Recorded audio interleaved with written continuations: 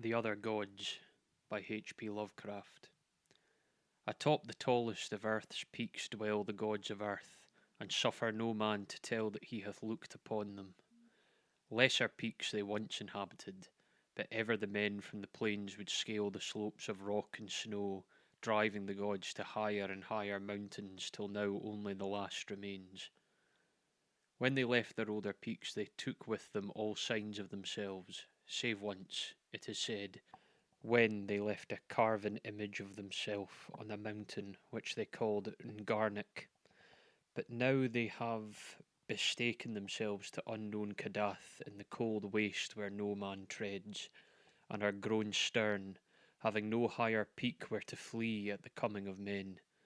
They are grown stern, and where once they suffered men to displace them, they now forbid men to come, or coming to depart. It is well for men that they know not of Kadath in the cold waste, else they would seek injusticely to scale it. Sometimes when earth's gods are homesick, they visit in the still of night the peaks where once they dwelt, and weep softly as they try to play in the olden way on remembered slopes. Men have felt the tears of gods on white-capped Thurai, although they have thought it rain, and have heard the sighs of the gods in the plaintive dawn winds of Lerion. In cloud ships the gods are wont to travel, and wise cotters have legends that keep them from certain high peaks at night when it is cloudy, for the gods are not lenient as of old. In Ulthar, which lies beyond the river Sky, once dwelt an old man avid to behold the gods of earth, a man deeply learned in the 7 cryptical books of Hassan, and familiar with the Nakatonic manuscripts of distant and frozen Lamar. His name was Barzai the Wise, and the villagers tell how he went up a mountain on the night of the strange eclipse. Barzai knew so much of the gods that he could tell of their comings and goings, and guess so many of their secrets that he was deemed half a god himself.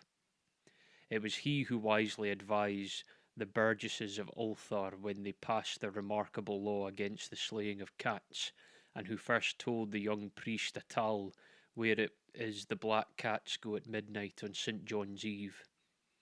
Barzai was learned in the lore of earth's gods, and had gained the desire to look upon their faces. He believed that his great secret knowledge of gods could shield him from their wrath, so resolved to go up to the summit of high and rocky Hathag Kla on a night when he knew the gods would be there.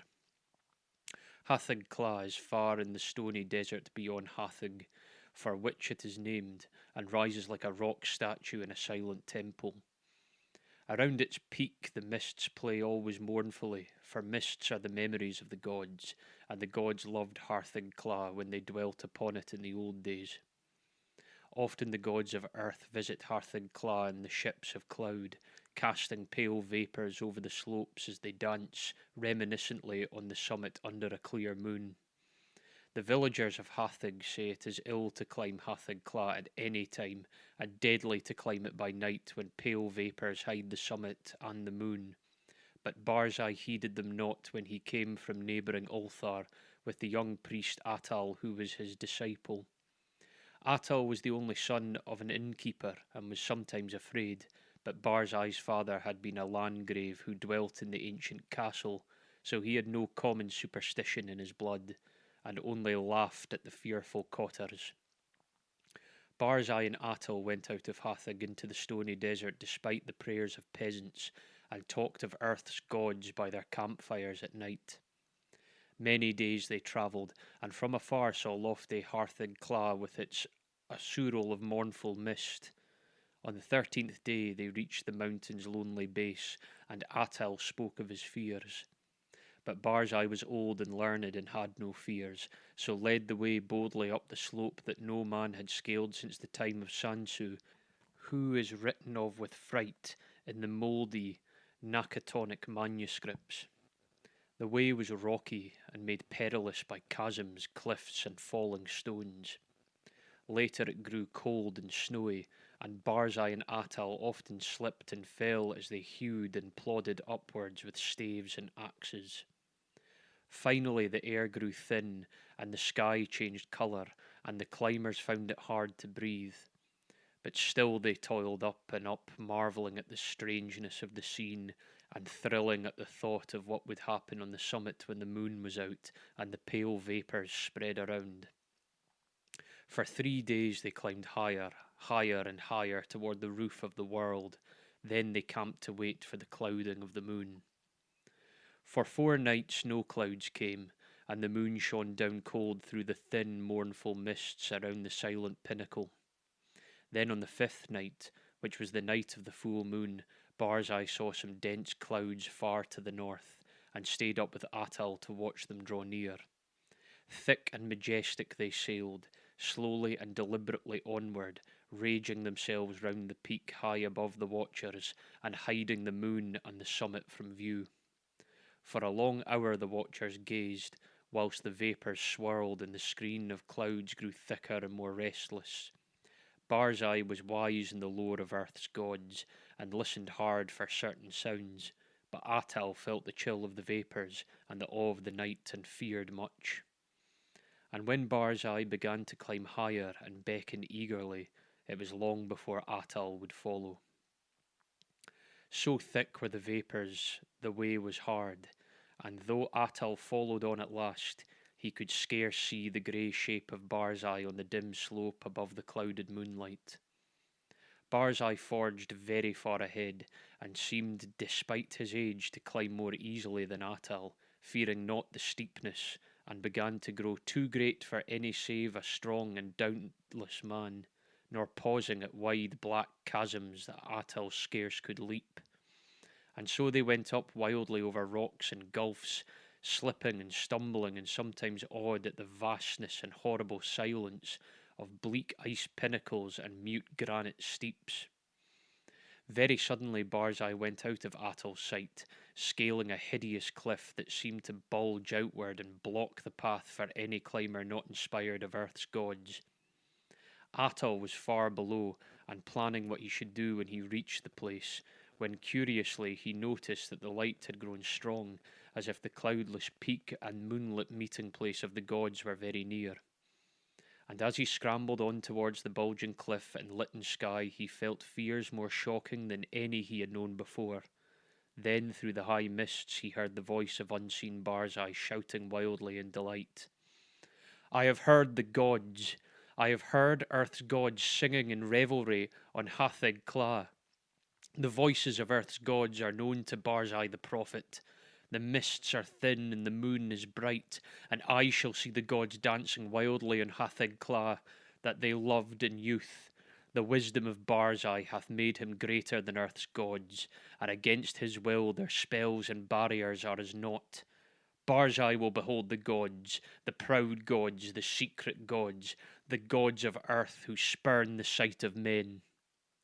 Atal could not hear the voices Barzai heard, but he was now close to bulging cliff and scanning it for footholds.